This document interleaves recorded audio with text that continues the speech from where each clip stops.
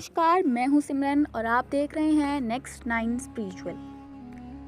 3 पग में भूमि नाप लेने वाले वामन भगवान कौन है?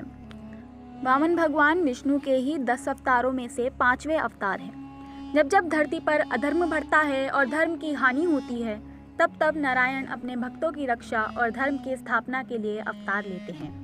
उन्हीं में से एक है वामन अवतार। भगवान वामन ने अपने 3 पग में पूरी धरती नाप ली थी। भगवान वामन का जन्म भाद्रपद मास के शुक्ल पक्ष की द्वादशी को हुआ था।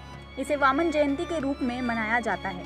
ऐसी मान्यता है कि भगवान विष्णु ने देवराज इंद्र को स्वर्ग का राजपाट वापस दिलाने और दैत्यराज बलि का घमंड दूर करने के लिए वामन अवतार लिया था। राजा बलि बहुत शक्तिशाली था, लेकिन इसी के साथ उसे बहुत घमंड भी था। अपने बल से दैत्यराज बलि ने तीनों लोकों पर कब्जा कर लिया था, परंतु इसी के साथ वो भगवान विष्णु का बहुत बड़ा भक्त था और खूब दान पुण्य भी करता था। स्वर्ग का सिंहासन मिलने के बाद बलि ने अपनी शक्तियों का गलत प्रयोग करना शुरू कर दिया था, जिसके कारण सभी देवता परेशान होकर भगवान विष्णु से मदद की गुहार लगाने गए। भगवान विष्णु ने सभी देवताओं को यह आश्वासन दिया कि वे बलि का घमंड तोड़ेंगे, साथ ही तीनों लोगों को उससे मुक्त भी कराएंगे। इसीलिए भगवान विष्णु ने त्रेता युग में भाद्रपद मास के शुक्ल पक्ष की द्वादशी तिथि को माता अदिति और कश्यप ऋषि के पुत्र के रूप में जन्म लिया।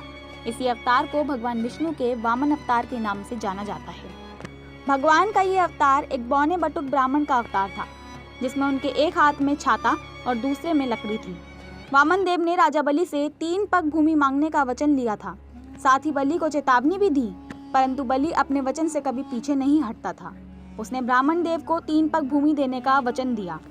इसके बाद वामन देव ने विशाल रूप धारण कर लिया। उन्होंने अपने एक पग में पूरी धरती नाप ली, दूसरे पग में स्वर्ग लोक को नाप लिया। जब तीसरे पग की बारी आई तो कुछ शेष नहीं बचा, तो राजा बलि ने भगवान को अपने सर पर पैर रखने के लिए कहा। राजा बलि की वचनबद्धता को देखकर भगवान बहुत खुश हुए और उसे पाताल लोक का राजा बना दिया। जैसे ही भगवान ने राजा बलि के सिर पर अपना तीसरा पग रखा, वैसे ही राजा बलि पाताल लोक में चले गए और उन्होंने वहाँ खूब राजपाट किया।